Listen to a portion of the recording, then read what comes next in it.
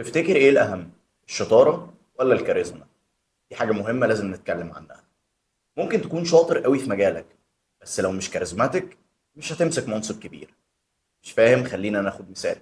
اللاعب التركي اللي كان بيلعب رمايه في اولمبياد باريس الاخيره، اللي خد المركز الثاني في لعبه الرمايه، هو اكتر حد اتشهر تقريبا في اولمبياد باريس. ليه؟ بسبب انه كان مور كاريزماتيك.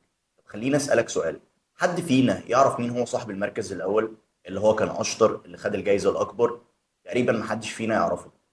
اكيد طبعا هو اتقدر واتكرم في بلده، ولكن المور كاريزماتيك اتشهر اكتر، اتعرف اكتر، وخد صدى اكتر.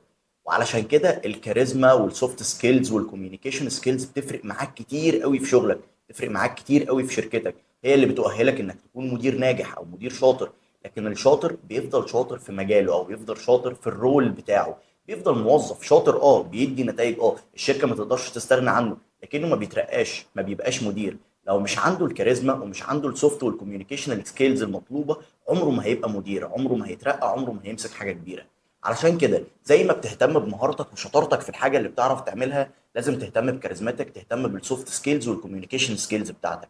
دي معلومه مهمه كان لازم ان انا اقولها لك. اتمنى تكون استفدت منها. انا زياد سليم، واحنا هنا في ذا جوت اكاديمي.